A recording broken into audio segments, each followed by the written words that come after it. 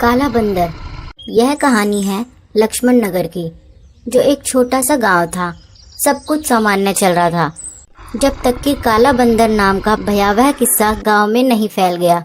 लोगों का कहना था, रात के अंधेरे में एक डरावना काला बंदर गांव में चारों ओर घूमता है। उसकी लाल आंखें, बड़े पहने पंजे और वह लोगों पर हमला करके उनकी चीजों को छीन लिया करता है।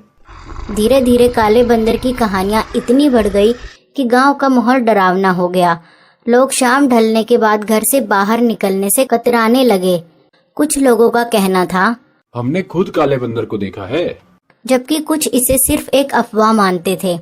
लेकिन रामू, जो गांव का पान वाला था, उसे इन बातों पर यकीन नहीं था। रामू ने सोचा कि अगर मैं रात भर अपनी दुकान में रहूंगा तो मैं गांव का सबसे बहादुर आदमी कहलाऊंगा। वह लोगों को अपनी दुकान पर बैठकर डांटता और कहता, अरे ये सब बकवास है, मैं तो रात भर अपनी दुकान पर ही रहूंगा, देखता हूँ कि कौन सा बंदर आता है।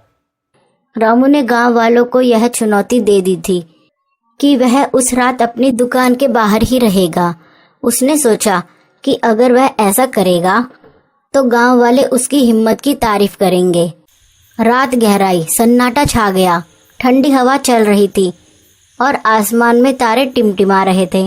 रामू अपनी दुकान पर था। जैसे जैसे समय बीतता गया, उसका आत्मविश्वास भी थोड़ा थोड़ा डगमगाने लगा। तभी अचानक उसके पास के पीपल के पेड़ से एक परछाई उतरती दिखी। वह झूमते हुए उसकी दुकान की ओर बढ़ रही थी। रामू ने जब गौर से देखा तो वह आकृति बिल्कुल बंदर जैसी लग रही थी। अरे भाई, ये तो काला बंदर लग रहा है और ये तो मेरी ही तरफ बढ़ रहा है। अब मैं क्या करूं? वह सामान्य बंदर नहीं था। उसके लंबे पंजे और चमकती लाल आंखें रामू को घूर घूर कर देख रही थी। रामू को थर थर कांपने पर मजबूर कर रही थी। रामू ने डरते डरते कहा, कौन है? काले बंदर। जवाब में एक भयानक गूंजती हुई आवाज आई, तुम्हें बहुत बहादुर बनने का शौक है ना? अब सामना करो मेरा। इतना सुनते ही रामू ने अपनी दुकान छोड़कर दौड़ लगा दी। वह बिना पीछे देखे भागा और चिल्लाता गया, बचाओ, काला बंदर आ गया, बचाओ, काला बंदर आ गया। गांव के लोग उसकी चीख सुनकर जाग गए, लेकिन रामू की हालत देखकर कोई भी मदद के लिए बाहर नहीं आया और कुछ दूर तक भागने के बाद काले बंदर ने रामू का पीछा छोड़ दिया। अगले दिन कुछ लोग रामू के पास गए और उससे पूछा, अरे रामू भाई, हमें पता लगा कि कल रात वो काला बंदर तुम्हारे पीछे दौड़ रहा था। अरे हाँ भाई, वह तो बहुत ही भयानक था। वो तो मैं भागकर अपने घर में छिप गया, नहीं तो वह काला बंदर न जाने मेरे साथ क्या करता। और रामू ने यह भी बताया कि वह काला बंदर बात भी करता है। यह बात जब गांव के 3 जिज्ञासु लड़के, श्यामू, छुटकू और पप्पू, जो हमेशा शरारतों में लगे रहते थे, तब उन्हें इस काले बंदर वाली बात पर शक हुआ। ये काले बंदर तब तो ठीक था, लेकिन मैंने सुना है कि वह काला बंदर बोल भी सकता है। अगर हम इस बोलने वाले काले बंदर को पकड़ लेते हैं तो हम बहुत सा पैसा कमा सकते हैं। पप्पू भी इस बात से सहमत था। उन्होंने ठान लिया कि काले बंदर को पकड़ना जरूरी है। उन्होंने मिलकर योजना बनाई। तीनों ने अगले दिन काले बंदर के देखे जाने वाले इलाके का निरीक्षण किया। उन्हें पेड़ के नीचे पंजों के निशान मिले, जो सामान्य बंदर के निशान से बड़े थे। यह तो कुछ अजीब है, शायद यह किसी इंसान की चाल है, पप्पू ने तर्क दिया। उन्होंने तय किया कि अगली रात वे काले बंदर का पीछा करेंगे। रात के समय तीनों तैयार हो गए। जैसे ही आधी रात हुई, उन्हें पेड़ से वही परछाई उतरती दिखी। छुटकू ने फुसफुसाकर कहा, यही है काला बंदर।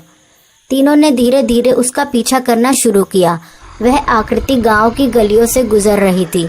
उसके लंबे पंजे और अजीब चाल देखकर तीनों को डर लगने लगा। तभी पप्पू ने साहस दिखाते हुए जोर से कहा, रुक जा, कौन है तू? आकृति रुक गई। उसने जोर की आवाज में कहा, मैं काला बंदर हूँ और तुम लोग मेरी तरफ क्यों आ रहे हो? तीनों ने हिम्मत जुटाकर उसके पास जाकर उसका नकाब उतारा। वह कोई और नहीं बल्कि गांव का ही एक आदमी, रमेश काका निकला। रमेश काका ने खुद को छुड़ाने की कोशिश की, लेकिन तीनों ने उसे पकड़ लिया। रमेश काका ने रोते हुए कहा। हमको माफ कर दो, हम तो बस गांव वालों को मजाक में डराना चाहते थे। तीनों ने रमेश काका को गांव वालों के सामने लाकर सारी सच्चाई बताई। रमेश काका की सच्चाई सुनने के बाद गांव के लोग राहत महसूस कर रहे थे, लेकिन असली डरावनी कहानी अब शुरू हुई। उसी रात जब सब सोने चले गए तो असली काला बंदर आ गया। उसके पंजे रमेश काका के बनाए हुए निशानों से भी बड़े थे और उसकी गुर्राहट सुनकर लोगों की नींद खुल गई। इस बार रमेश काका ने खुद काले बंदर को देखा। वह भागते हुए गांव से बाहर जाने की कोशिश करने लगा, लेकिन काले बंदर ने उसे घेर लिया। सुबह होते ही रमेश काका गायब थे। गांव वाले कभी रमेश काका को ढूंढ नहीं पाए। काले बंदर की कहानियां आज भी लक्ष्मण नगर के हर कोने में गूंजती है। कुछ लोग इसे अफवाह मानते हैं तो कुछ लोग इसे एक सच्चाई। लेकिन एक बात तो तय है, लक्ष्मण नगर के लोग अब किसी मजाक को हल्के में नहीं लेते। अगर कोई काले बंदर की बात करता है तो वह अपनी खिड़कियां बंद करके चुपचाप सो जाते हैं।